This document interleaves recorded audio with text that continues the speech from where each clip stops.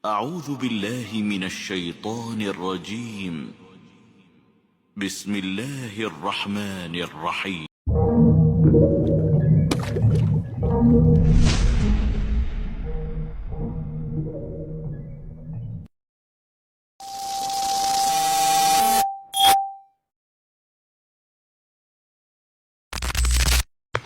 Assalamualaikum warahmatullahi wabarakatuh.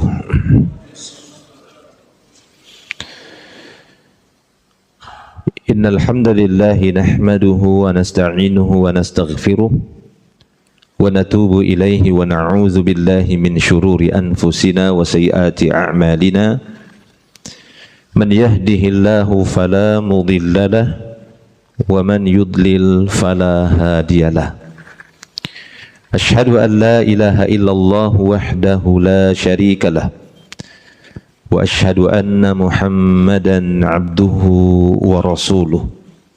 Allahumma salli wa sallim ala Rasulillah Muhammadin sallallahu alaihi wasallam wa ala alihi wa ashabihi wa man tabi'ahum bi ihsanin ila yaumiddin.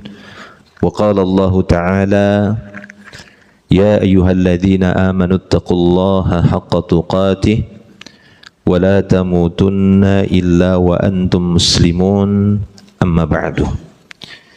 Ma'asyiral muslimin wal muslimat, jemaah salat subuh yang dimuliakan oleh Allah Subhanahu wa taala. Alhamdulillah, segala puji hanya milik Allah Subhanahu wa taala. Kita bersyukur kepadanya atas seluruh nikmat yang telah dilimpahkan untuk kita semua dari sejak kita lahir, bahkan semenjak kita masih berada di perut ibu kita. Allah Subhanahu wa taala sudah memberikan begitu banyak kenikmatan untuk kita semua, yang mana dahulunya itu kita tidak mengingatnya, tapi Allah Subhanahu wa taala mengingatkan melalui ayat-ayatnya, melalui sabda nabinya, melalui hadis-hadis Rasulullah sallallahu alaihi wasallam, agar kita senantiasa mengingat Allah Subhanahu wa taala dengan cara mengingat-ingat kembali nikmatnya. Terutama nikmat Allah tabaraka wa taala yang telah Dia berikan kepada kita berupa anggota tubuh kita ini. Apa yang ada pada diri kita ini? Setidaknya inilah yang paling mudah bagi kita untuk mengingat Allah dengan mengingat nikmat yang Allah Ta'ala berikan kepada kita yang ada pada badan kita. Kata Allah Tabaraka Ta'ala, wa fi anfusikum afala tubsirun.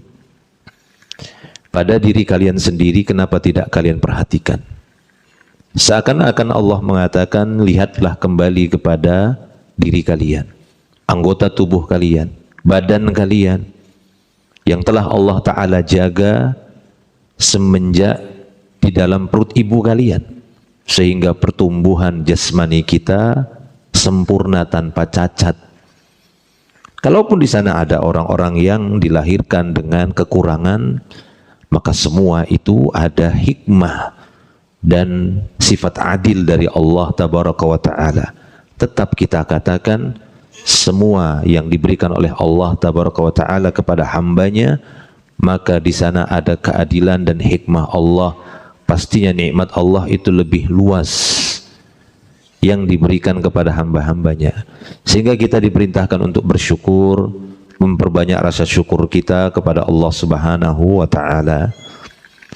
Para jemaah yang dimuliakan Allah Subhanahu wa Ta'ala, salawat dan salam kita juga tak lupa kita tujukan untuk Nabi Muhammad sallallahu alaihi wasallam, tauladan kita yang sangat kita harapkan syafaahnya nanti di yaumil akhir.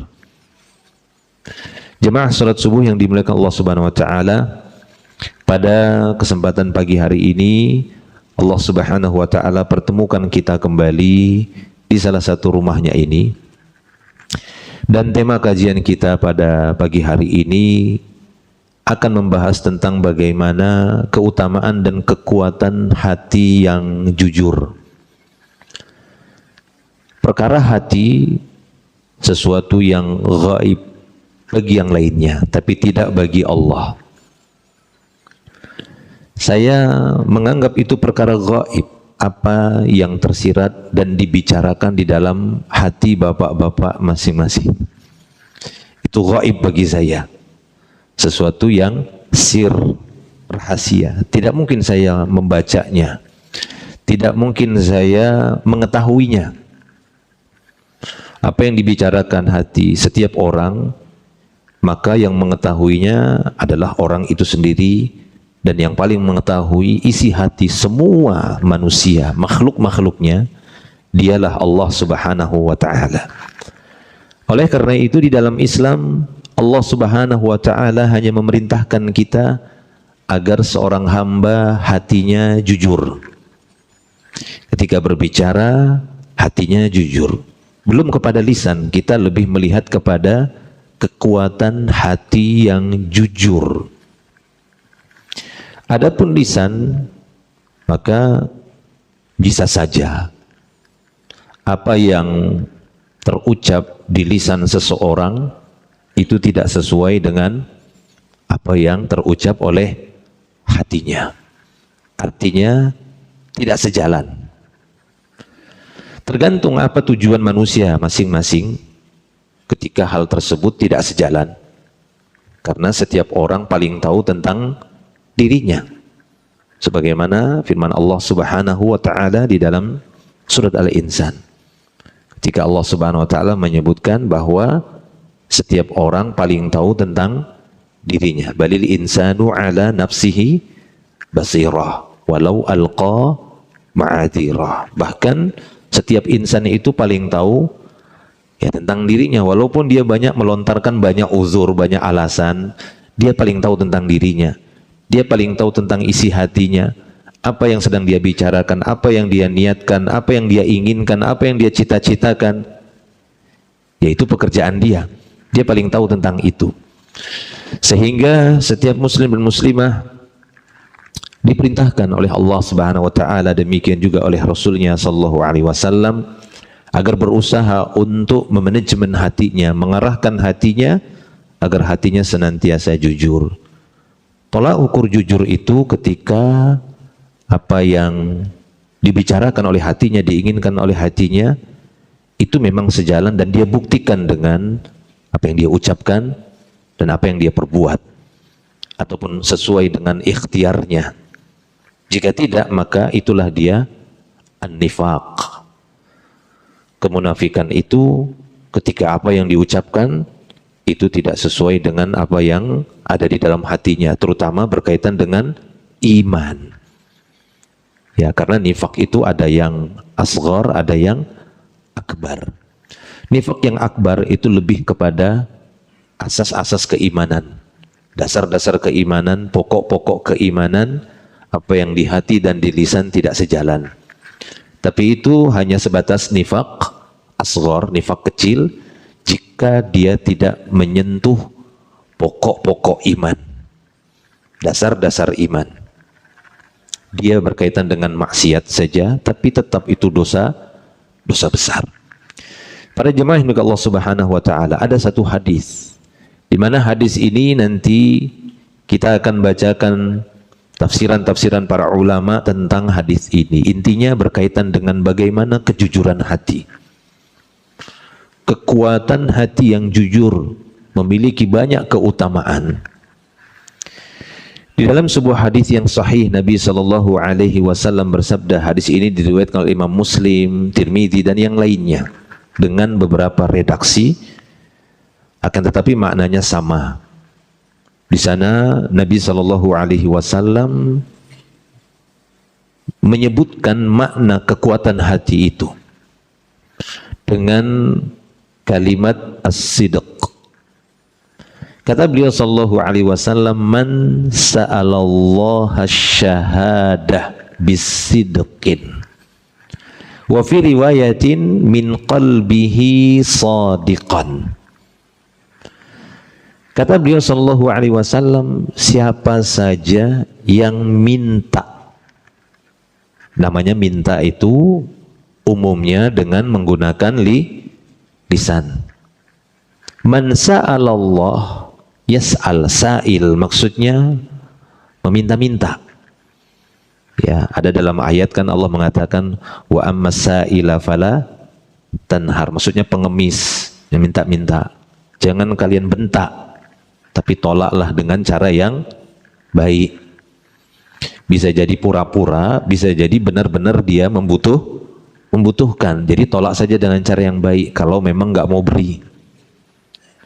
Ya, walaupun tidak semua peminta-minta kita curigai, tapi kadang-kadang di zaman sekarang ini ada saja kan begitu, minta-minta tapi modus.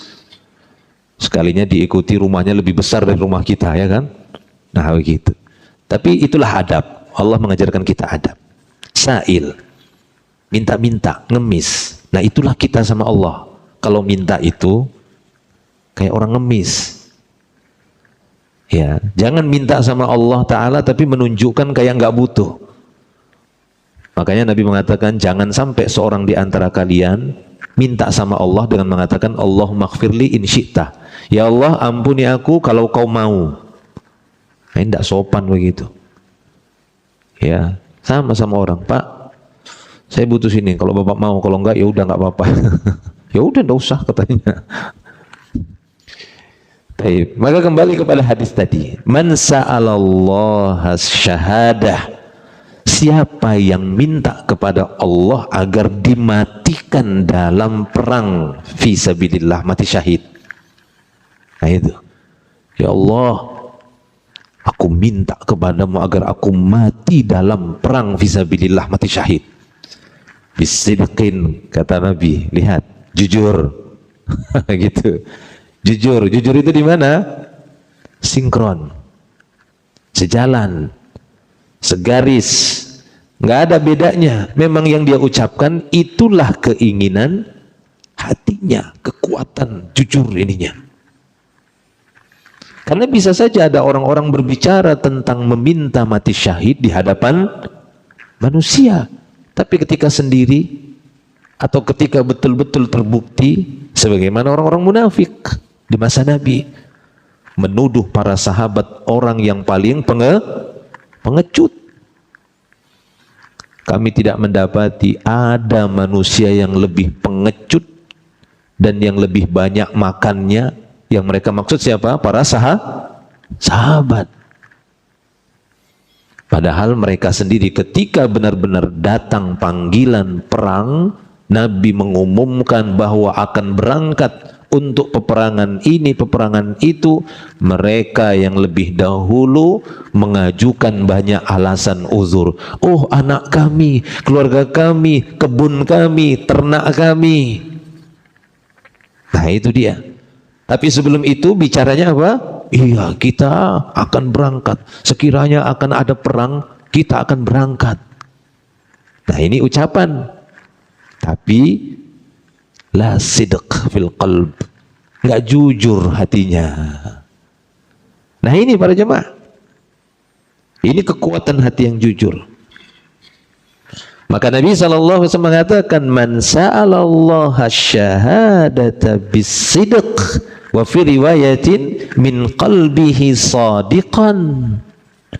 Siapa yang minta mati syahid jujur dalam hatinya, memang begitu juga sejalan dengan apa yang dia ucapkan, ballaghahullahu manazil syuhada wa in mata ala firashihi, maka betul-betul Allah akan tempatkan dia di manzilahnya para syuhada.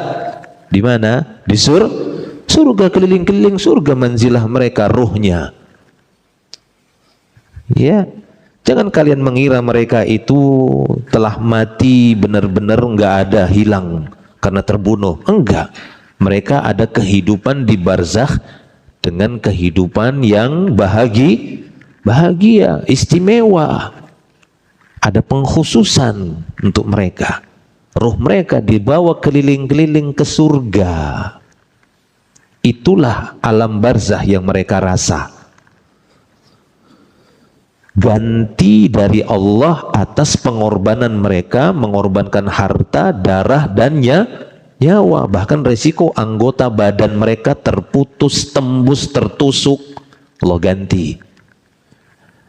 Nah, maka Nabi mengatakan, jujur wahai umat Islam, sekalipun kalian mati di atas kasur, matinya orang tersebut di atas kasur, tapi dadanya berniat kuat, jujur, memang pengennya mati di medan perang, di jalan Allah maksudnya, karena tidak semua peperangan dikatakan mati syahid. Ya. Dan Nabi dalam hadis-hadis tentang peperangan banyak menasihatkan itu, tidak semua orang yang mati dalam peperangan mendapatkan syuhada. Ya. Karena pernah di masa Nabi kejadian beberapa kali. Bahkan dia termasuk yang merawat kendaraan Nabi selama peperangan. Dia ngerawat kendaraan Nabi saat kepulangan. Kalau saya tidak keliru itu ketika kepulangan dari perang Khaybar. Tiba-tiba satu anak panah melesat mengenai seorang laki-laki yang biasa melayani Nabi pada waktu perang itu. Sampai pulang, nancap ke badannya, jatuh. Orang-orang berteriak, hani'an lahu syahid, hani'an lahu syahid. Duhai gembiranya dia mati syahid. La, kata Nabi, huwa finnar. Kan? Enggak, dia di neraka. Bingung para sahabat loh. Katanya mati di medan perang, mati syahid, kok di neraka, kata Nabi. Dan enggak mungkin mereka mengatakan, Nabi ngolok-ngolok, kan ada. Nabi enggak pernah canda, enggak pernah ngeprank. Karena enggak boleh ngeprank itu. Ya.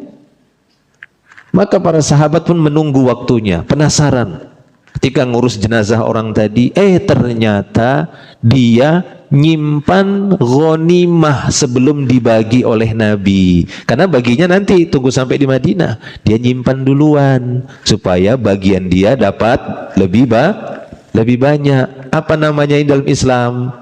Ghulul. Kalau bahasa kita itu sekarang ghulul itu lebih dekat maknanya korupsi. Mengambil bagian orang banyak, karena ghanimah itu untuk bagian orang banyak, tapi dia ambil duluan. Ya, gara-gara itu saja ternyata batal mati syahidnya. Nah, makanya kita katakan tadi, nggak semua orang mati syahid, mati dalam medan perang dikatakan syahid. Walaupun itu kembali kepada rahasia di tangan Allah, kita nggak bisa memvonisnya. Secara pandangan, siapapun yang mati di dalam peperangan, yang peperangan itu membela agama Islam, kita berhusnuzon, moga-moga mereka mati syahid. Tapi dalam pembahasan hukum bisa saja itu di sisi Allah ada orang-orang yang matinya dalam medan perang tapi tidak mati syahid. Ya. Dan beberapa kisah yang lainnya. Tapi kita di sini lebih mengarah kepada bagaimana kejujuran hati, terutama di dalam amal-amal saleh para jemaah, terutama dalam amal-amal saleh. Mati syahid amal saleh atau bukan? Amal saleh. Bahkan di antara kelompok manusia dari orang-orang beriman yang penyebutannya digandengkan dengan para nabi adalah para syuhada.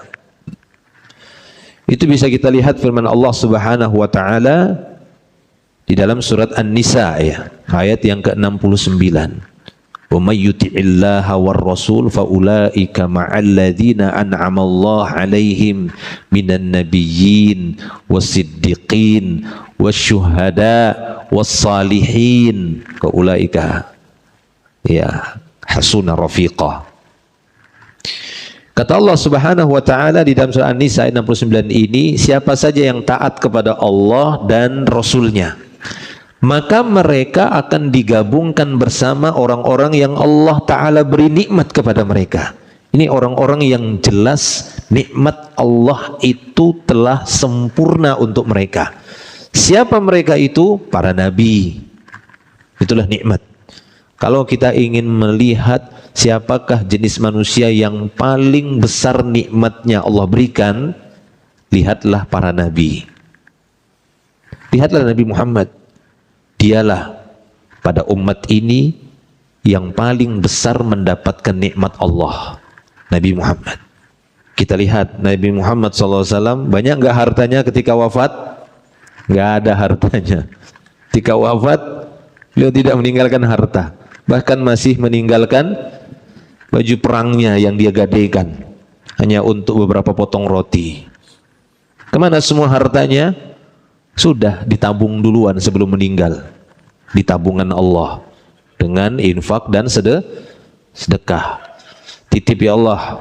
Titip. Meninggal. Itulah harta kita sebenarnya para jemaah. Bukan apa yang kita makan. Karena yang kita makan jadi kotoran. Ya kan? Yang kita makan itu jadi kotoran. Ya. Atau yang kita simpan-simpan itu jadi warisan. Direbutin sama keluarga setelah meninggal orangnya. Yang kita betul-betul pastikan kita bawa, itu harta yang kita sedekahkan, kita infakkan tatkala kita masih hidup, masih sehat, maka itu yang menjadi tabungan kita. Taib. Maka pada ayat tadi kita dapati bagaimana syuhada digabungkan penyebutannya bersama para nabi untuk menunjukkan bahwasanya ini amal soleh. Dulu sebelum Nabi Muhammad SAW ditampakkan, dimunculkan oleh Allah, maka sebagian orang-orang yang diberi kitab, mereka bercita-cita sekiranya akulah yang didatangi oleh Namus, oleh Jibril. Kenapa? Karena waktu itu masih dibolehkan bercita-cita menjadi nabi. Sekarang nggak boleh, jangan. Bahaya kita cita-cita jadi nabi. Sekarang cita-citanya itu jadi pewaris nabi. Nah itu paling tinggi, yaitu ulama.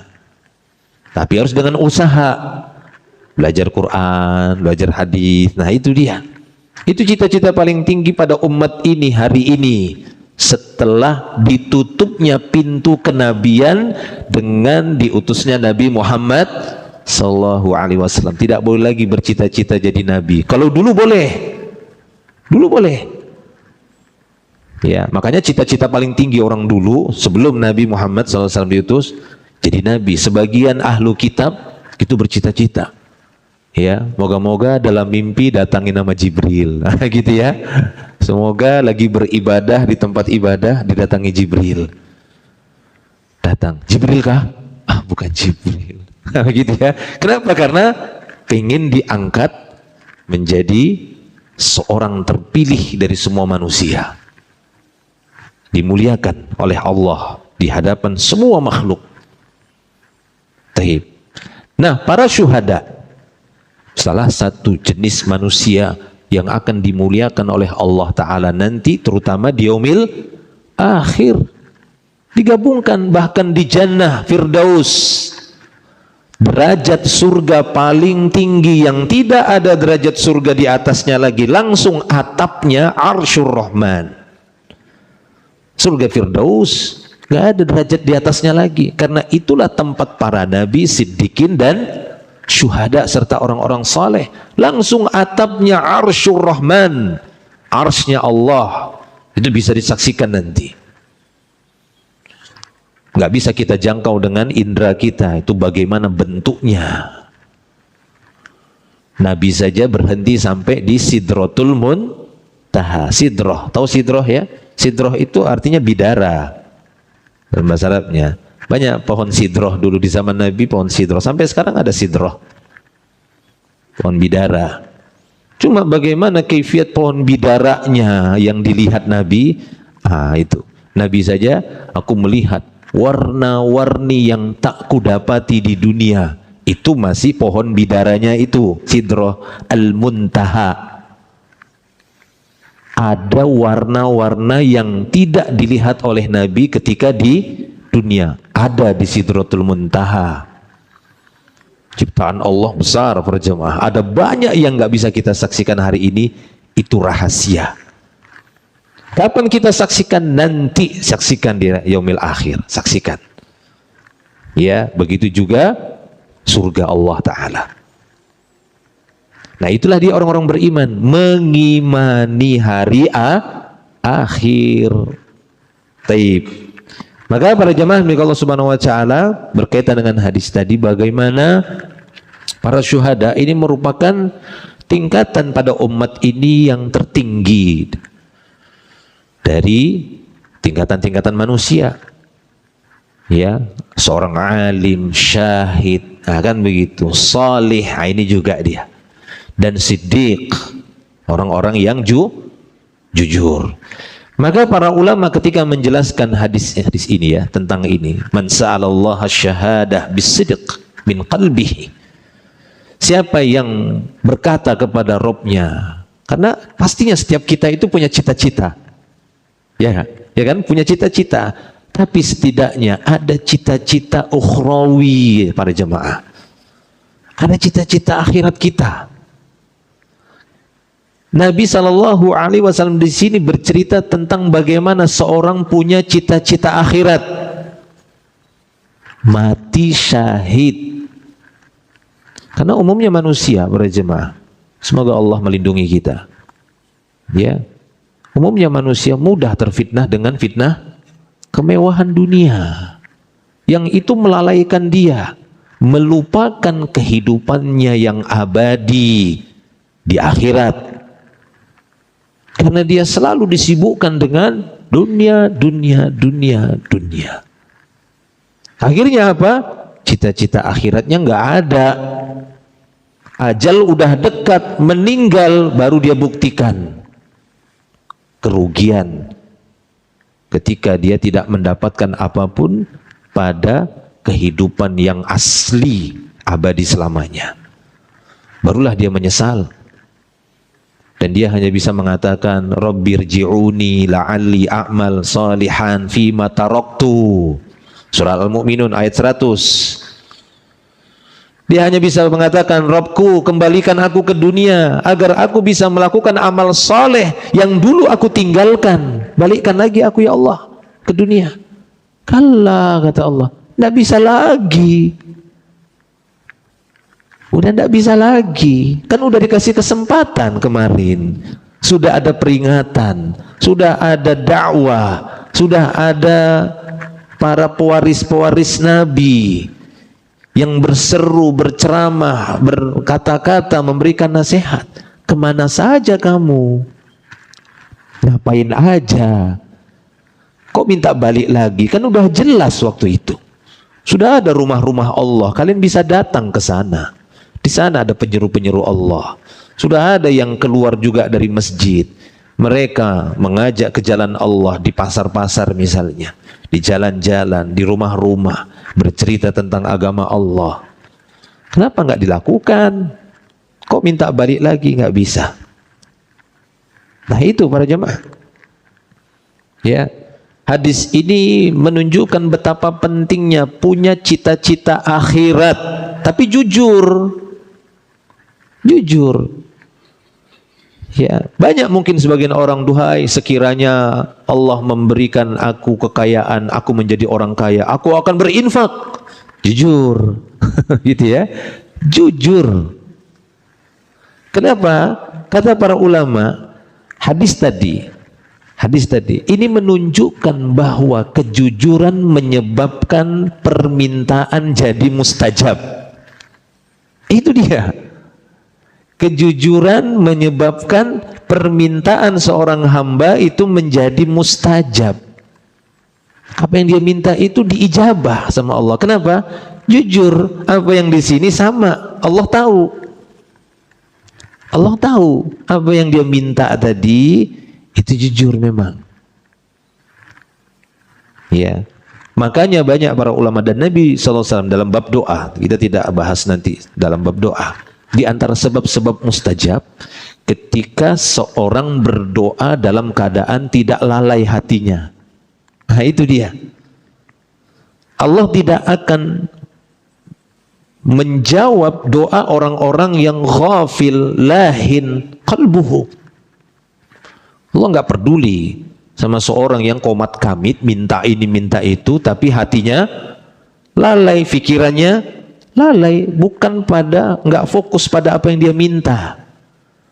Beda kan orang yang tadi betul-betul butuh, ngemis, hatinya itu berharap sekali agar diberi. Nah itu dia minta. Makanya tadi kita katakan di awal, begitulah kita minta sama Allah, menampakkan kebutuhan kita.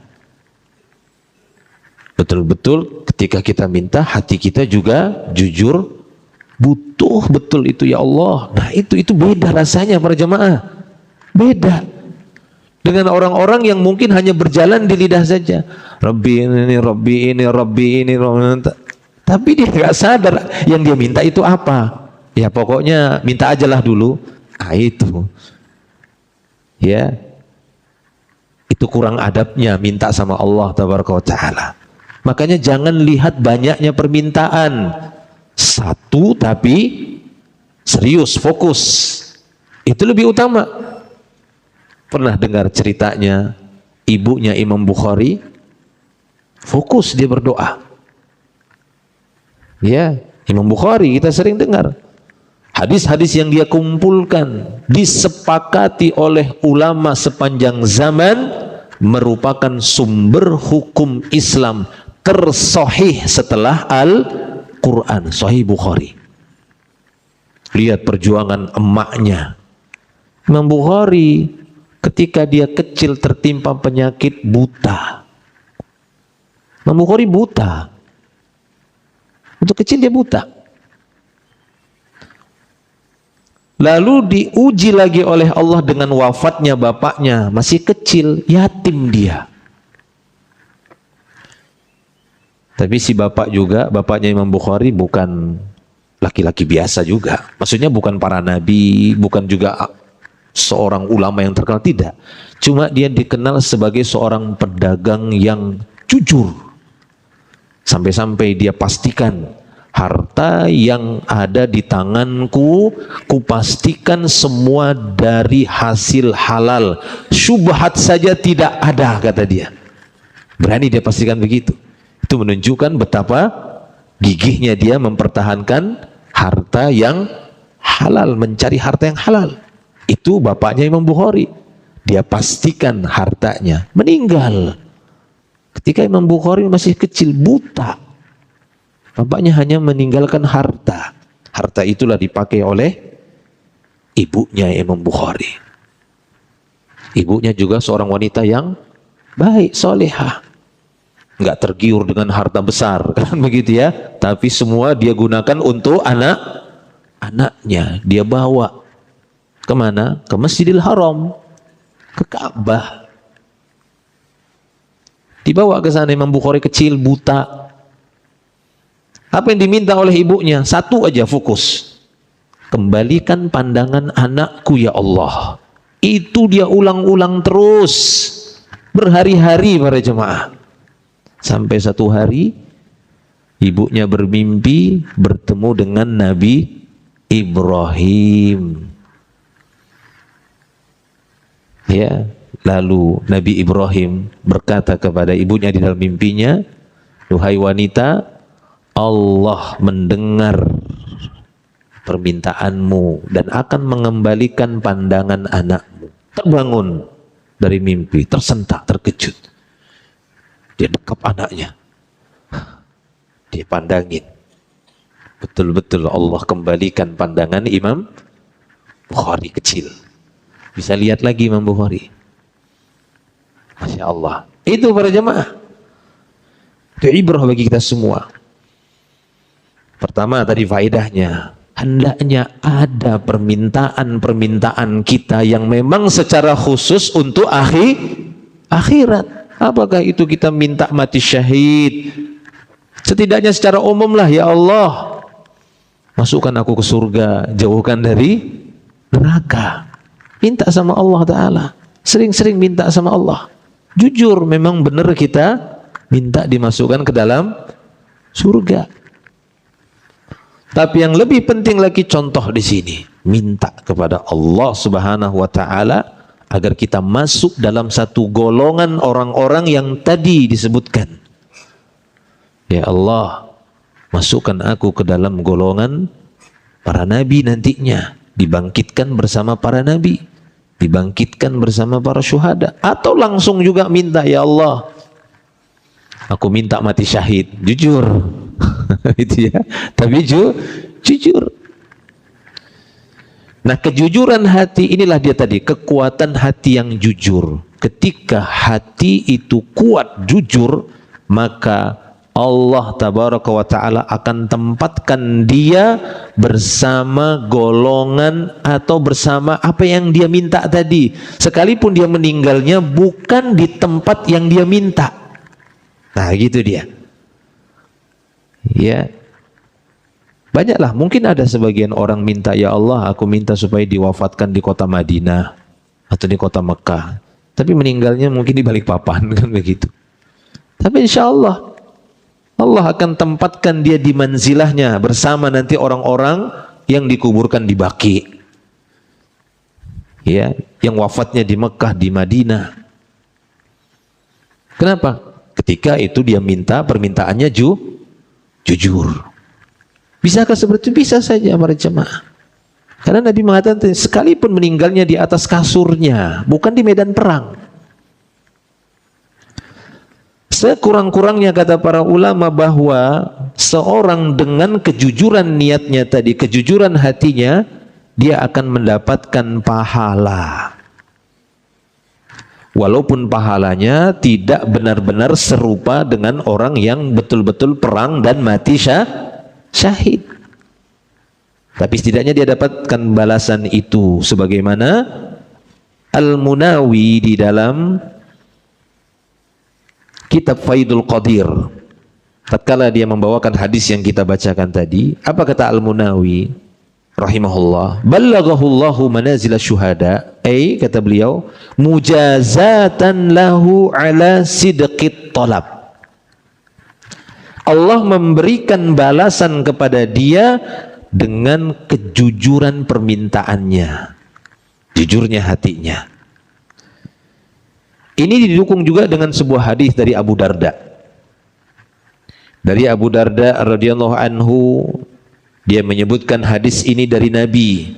Nabi SAW mengatakan, man ata firasyahu, siapa yang mendatangi tempat pembaringannya, wa huwa yanwi ayyaquma fayusalli minal lail, siapa yang mendatangi tempat tidurnya, tempat pembaringannya, lalu dia berniat, malam ini aku ingin bangun mengerjakan sholat malam, jujur. Gitu ya, bukan nanti kalau terbangun, kalau enggak tapi ya lebih baik tidur. Itu pergolakan hati dibaca sama Allah.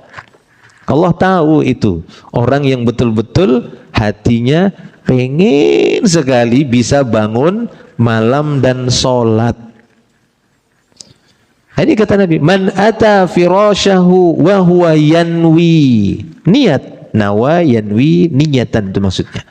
Wa huwa yanwi fayusalliya minal lail, dia niat semoga malam ini aku bisa bangun dan qiyamul lail, sholat lail. Faghalabathu ainuhu hatta yusbih, tapi dia dikalahkan oleh matanya yang ngantuk sampai subuh.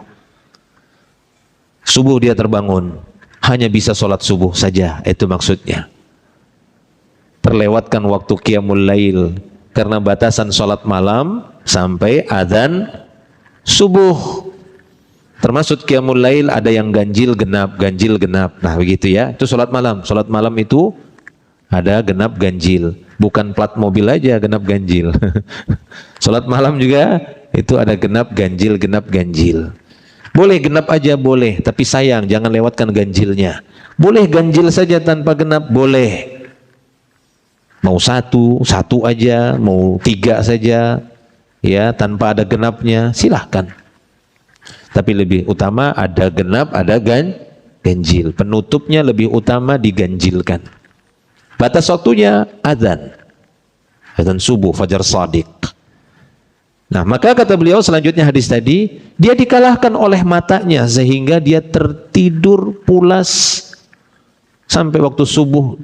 Dia terbangun ketika adzan subuh, hanya bisa mengerjakan subuh, lewat waktu mengerjakan sholat malamnya, nggak bisa lagi, habis durasi waktu mengerjakan sholat malam, qiyamul lail. Maka apa kata Nabi? Kutibalahu ma nawa. Maka tetap dituliskan oleh Allah apa yang telah tersimpan di hatinya berupa niat ingin sholat malam jujur. Pengen betul dia bangun, Allah tulis seperti yang dia niatkan. Maksudnya apa yang ditulis? Pahala sempurna sholat malam dia dapatkan. Menjadi catatan yang nanti ditimbang pada hari kiamat, dia dianggap telah mengerjakan sholat malam pada tanggal itu, pada malam itu. Tahun itu, bulan itu, tanggal itu, malam itu dicatat, ditulis di sisi Allah oleh para malaikatnya. Dia sholat malam, padahal sepanjang malam dia tidur. Ini dia kekuatan hati yang jujur. Itu kuatnya. Hati yang jujur itu kuat. Ya, doa lebih mustajab. Apa yang diinginkan maka tetap dicatat, walaupun dia nggak sempat ngerjakannya, nggak dapat waktunya, atau ada penghalang-penghalangnya. Ya, maka itu kata Nabi, kutibalahu manawa. Bahkan tidak hanya itu, sambungannya kata Nabi, wa kana naumuhu shadaqatan alaihi min rabbih. Tidurnya ditulis oleh Allah sebagai pahala satu sedekah. Itu dia. Kan Nabi banyak menyebutkan tentang sedekah. Kullu tasbihatin sedekah. Setiap ucapan subhanallah seperti bersedekah satu kali. Ya. Berjalan menuju kebaikan, sedekah. Mengangkatkan barang saudaranya ke atas kendaraan, sedekah. Mengambilkan sendal saudaranya, sedekah. Satu sedekah. Ya. Atau biasa itu nyusun sendal-sendal di teras masjid, sedekah. Setiap kebaikan tujuannya kebaikan, sedekah. Begitu juga tidur bisa berpahala sedekah. Kapan? Bukan tidur, bukan karena sebatas tidur capek. Silahkan capek, tidur hilang, silahkan. Berdosa? Enggak. Ya, enggak berdosa, tapi dianggap sia-sia waktu tidurnya, kan begitu. Itu resikonya. Kapan dia bisa dapatkan pahala tidurnya ini? Ketika ada niat kebaikan dari tidurnya tadi. Saya mau tidur. Supaya apa? Supaya bisa sholat malam, supaya besok bisa kerja lagi cari nafkah. Maka tidurnya tersebut, kalau tujuannya untuk kebaikan demi kebaikan, dia akan dapat pahala. Sekalipun besok mungkin dia sakit. Nah, kan begitu. Ya, besok saya harus berangkat lagi kerja, mencari nafkah. Kewajiban saya untuk anak istri. Istri duluan baru anak ya. Tapi sering bilangnya anak istri. Karena istri duluan baru anak. Ya, dan dia tahu bahwasanya itu kewajiban. Kewajiban kepala keluarga, kewajiban seorang suami. Apa kewajiban mereka? Mencari nafkah. Itu wajib bagi seorang ayah terhadap anaknya, suami terhadap istrinya. Maka tatkala tidurnya itu untuk mengembalikan kekuatannya agar dia besok bisa cari nafkah lagi, dan dia tahu cari nafkahnya itu adalah kewajiban dirinya yang nanti akan dipertanggungjawabkan di hadapan Robnya pada hari kiamat, maka itu bisa menjadi sedekah. Tidurnya sedekah. Walaupun besok ketika terbangun badannya pegel-pegel mau patah. Nggak jadi berangkat kerja. Apakah batal tadi tidurnya, pahalanya? Tidak. Bahkan niatnya untuk mencari nafkah, pahala mencari nafkahnya akan ditulis. Seorang laki-laki mencari nafkah ada pahalanya enggak, Pak? Ini bapak-bapak ini. Enggak ada pahalanya. Ya udah, enggak usah cari nafkah. Ada pahalanya. Ya, ada pahalanya. Hanya saja pahala itu bisa hilang, bisa batal kalau dia melakukan pelanggaran dalam mencari nafkah, mengambil yang haram. Itu nggak jadi dapat pahalanya. Sama tadi mati syahid, pahala syahid batal gara-gara melakukan perkara yang haram, ngambil milik yang belum sah milik dia, masih ada bagian orang lain pada perkara yang diambil tadi, masih statusnya punya umat atas nama orang banyak. Nggak boleh. Ghulul namanya itu, menggelapkan harta yang belum sah milik dia. Baik, ini dia para jamaah milik Allah Subhanahu wa taala. Dari nasihat-nasihat para ulama. Nah, di sini Ibnu Qayyim saya bacakan perkataan Ibnu Qayyim rahimahullah. Qaidatus syariah. Ini kaidah syariat kata beliau. Annal azmat tam, azm ya, yaitu azm, tekad kuat gitu ya, tekad kuat. Fa idza azamta fatawakkal 'ala Allah. Jika kamu udah bertekad kuat, maksudnya sudah mau mengerjakan, serahkan sama Allah hasilnya. Nah gitu, supaya jangan putus asa. Kadang kita udah tekad kuat, percaya diri, ini bisa. Ternyata Allah uji dengan kegagalan, putus asa langsung. Itu salah. Maka Allah mengatakan fa idza azamta fatawakkal 'ala Allah. Kalau udah bertekad kuat, udah dikumpulkan semua sebab, udah wakilkan hasilnya sama Allah. Ya Allah, apapun hasilnya sudah, aku tawakal, aku serahkan semua, aku terima, itu maksudnya. Nah, betul-betul yang terjadi hasilnya tidak sesuai dengan ekspektasi, tidak sesuai rencana, udah terima saja, itu dia.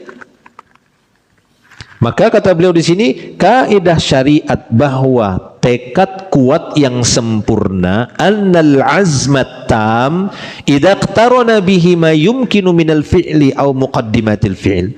Jika tekad kuat digandengkan dengan perbuatan-perbuatan yang mungkin dia kerjakan. Nah, itu dia. Hendaknya ketika seorang sudah kuat niatnya, lalu dia minta, lalu dia buktikan dengan ikhtiar, itu kita sering bilangnya itu. Bahasa beliau di sini, dia gandengkan, dia kaitkan tadi tekad kuatnya dengan hal-hal perbuatan yang masih mungkin dia kerjakan. Ya, misal tadi seorang mati syahid, pengen mati syahid. Ya, dia minta, ya Allah, Allahumma inni as'aluka syahadah. Ya Allah, aku minta kepadamu agar aku dimatikan dalam perang, mati syahid. Setelah doa itu, perlihatkan hal-hal yang mungkin dia lakukan. Apa itu? Apa yang mungkin kita lakukan, Kak? Ya Allah, aku minta mati syahid. Misalnya hari ini, ya, ada yang minta, ya Allah, Allahumma inni as'aluka syahadah. Ya Allah, aku minta supaya aku mati syahid. Kata para ulama, jika memang itu tekad kuatnya jujur, maka gandengkan dengan hal-hal yang mungkin, masih mungkin dia kerjakan dari apa yang dia minta tadi, tekadkan tadi. Apa bapak-bapak? Kira-kira yang mungkin hari ini kita lakukan? Ikhtiarnya, cari musuh. Cari musuh biar aku mati syahid, cari musuh dia, senggol-senggol orang. Apa? Apa? Biar mati dia. Apa? Kira-kira yang bisa dia lakukan supaya bukti ini. Apa Bapak? Enggak ada ya? Atau enggak ada yang mau minta mati syahid? Ya. Kata para ulama bahwa di antara hal-hal yang mungkin masih dia kerjakan, apa yang disabdakan oleh Nabi sebagai bukti. Ya, ini minimalnya. Nabi pernah memasuki sebuah rumah. Ya. Lalu beliau mendapati ada begitu banyak rumahnya dipenuhi dengan alat-alat pertanian. Alat-alat pertanian. Lalu apa kata Nabi? Tidaklah sebuah rumah dipenuhi dengan alat-alat dunia seperti ini, melainkan Allah akan penuhi rumahnya dengan kehinaan. Oh, alat-alat pertanian loh. Ya, alat-alat pertanian. Nah itu. Sehingga kata para ulama bahwa yang dimaksud oleh Nabi Shallallahu Alaihi Wasallam apabila sebuah rumah itu terlihat jelas tujuan rumahnya itu hanya mengumpulkan perkara duniawi, itu bisa terhina rumah itu. Hendaknya dia buktikan kecintaannya, keinginan dan harapannya untuk bahagia di akhirat. Apa yang dia mampu dia buktikan, dia kumpulkan di rumahnya. Apa itu? Quran, buku-buku Islam misalnya, kitab-kitab. Ya, kalau pengen mati syahid, ya mungkin apa dalamnya? Bom, senjata. Ya bisa ketangkap kita hari ini ya. Ya itu disesuaikan dengan zaman. Ya kalau sekarang ini yang itu dibolehkan seperti adanya busur, anak panah, walaupun dia mungkin tidak memainkannya. Kenapa? Ada cita-cita, senang dia, cinta dia. Memang jujur hatinya. Sekiranya ada perang fisabilillah, maka ini dia hiasi mungkin busur, ada panah, nah itu ya, atau buku-buku, kitab-kitab. Bukan berarti barang-barang duniawi kemudian langsung haram ketika dikumpulkan manusia, bukan itu maksudnya. Tapi yang beliau lihat pada waktu itu ketika rumahnya dominan dengan barang-barang murni duniawi, itu dikhawatirkan oleh Nabi rumah itu akan dipenuhi dengan kehinaan. Karena apa yang ada dalam rumah setiap orang itu menunjukkan cita-citanya. Biasanya begitu. Ya, kalau terlalu banyak barang-barang duniawi berarti cita-citanya apa? Duniawi. Tapi ketika terlihat, wih, ada pedang tergantung, ada busur, anak panah, ada bedil, misalnya. Walaupun mungkin kita melihat hanya itu sebatas koleksi dalam pandangan manusia, tapi siapa yang bisa baca hati? Ya, oh ternyata orang ini mungkin punya cita-cita. Iya, dia punya cita-cita mati syahid misalnya. Ya, punya cita-cita bersama Khalid ibn Walid dan yang lainnya para sahabat Rasulullah Sallallahu Alaihi Wasallam. Nah itu ya kata beliau di sini. Maka jika dia menggandengkan tekad kuatnya dengan sesuatu yang mungkin dia mengerjakannya. Kalau seorang punya cita-cita, aduh saya punya cita-cita haji, saya punya cita-cita pengen haji, apa kira-kira yang mungkin dia kerjakan? Itu dia berjamaah. Apa yang kira-kira mungkin dikerjakan?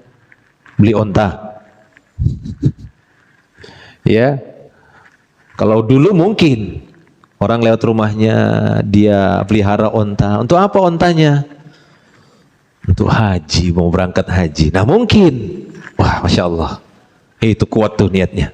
Kalau sekarang apa para jemaah? Saya niat haji, supaya jelas kita nanti, ya kan begitu. Apa kira-kira yang mungkin kita lakukan hari ini? Nah, itu dia. Daftar. Ya. Tapi Ustaz, apakah harus daftar? Enggak juga. Kan begitu. Itu salah satunya, daftar. Ya, terserah mau yang reguler ataupun yang plus, yang khusus. Apalagi kira-kira yang lain? Selain daftar. Ya. Iya, maksudnya itu tadi, al-azm, tekad kuat, pengen haji. Maka kata beliau tadi, gandengkan dengan hal-hal yang bisa terlihat dalam perbuatan. Daftar itu kan bukan niat, kan begitu ya, itu perbuatan. Selainnya apa? Yang kira-kira bisa menunjukkan itu benar. Nabung, betul, Masya Allah. Ya gitu ya, nabung. Ada tabungan khusus dia. Nggak harus di bank saya maksud, tapi bisa saja di rumah, walaupun punya resiko hilang. Ya, kebakaran kah atau hilang, atau ada tuyul. Tapi ada niat, bukti dia berbuat. Apa itu? Dia kumpulkan 5.000, 2.000. Dilihat oleh orang, mungkin terlihat orang. Apa itu? Nabung.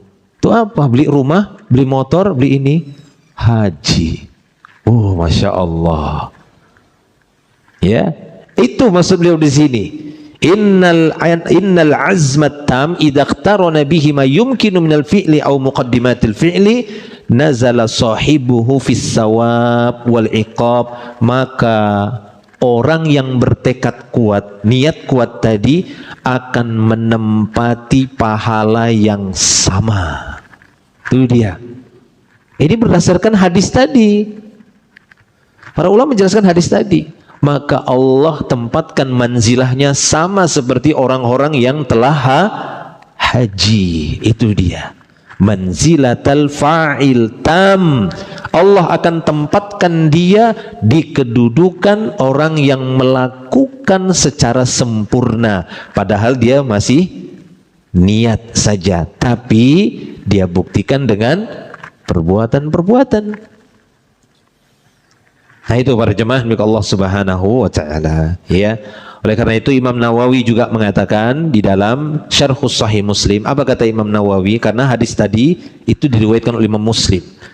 Ya, dan Imam Nawawi sendiri punya sebuah tulisan yang berjilid-jilid, Al-Minhaj Syarhus Sahih Muslim.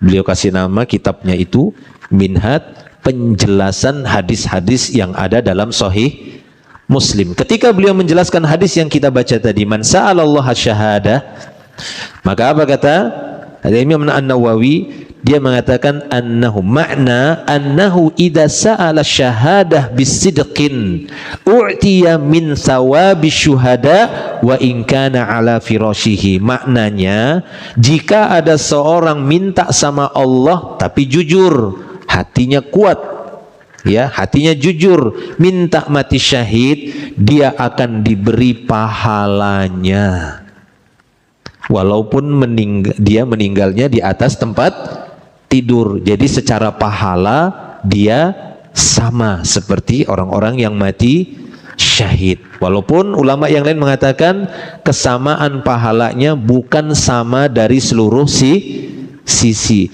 Karena di antara para syuhada ada perbedaan pahala. Paham ini ya? Di antara para syuhada itu beda, pasukan berkuda sama jalan kaki. Beda kan? Nah, itu beda. Sama-sama matinya mati syahid. Beda seorang yang sudah mempersiapkan pedang dan tombak dengan seorang yang berangkat dia hanya mempersiapkan anak panah. Nah, ini beda-beda pahala di antara para syuhada. Nah begitu. Tapi ada pahala dasar. Setiap amal itu ada pahala dasarnya.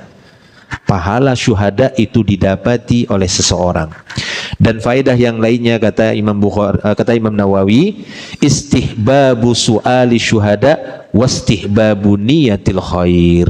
Disukainya meminta agar mati syahid. Demikian juga disukai meniatkan kebaikan. Tapi dengan catatan tadi, agar dia usahakan dengan perbuatan yang mungkin dia kerjakan. Baik. Para jemaah Allah Subhanahu wa taala, ini mungkin yang bisa kita jelaskan pada kesempatan pagi hari ini. Semoga ini menambah semangat kita untuk memanajemen hati kita, itu yang paling penting, agar senantiasa jujur, terutama saat kita berkata-kata kepada Allah atau saat kita berdoa kepada Allah, karena ini merupakan salah satu pintu mustajabnya doa tatkala kita berdoa kepada Allah, terlebih lagi jika doa-doa kita itu berkaitan dengan janji dan seakan-akan syarat kepada Allah. Seperti yang saya contohkan tadi, ya Allah, jika kau kayakan aku akan nyumbang masjid. Nah, itu jujur. Gitu misalnya. Jujur. Sehingga nanti dia tidak terfitnah. Ya, ketika harta itu Allah titipkan kepadanya. Taib. Wallahu a'lam bishawab. Sampai di sini dulu untuk materinya, dan mungkin kalau ada yang ingin bertanya, tafadhal jika masih ada waktunya. Silahkan.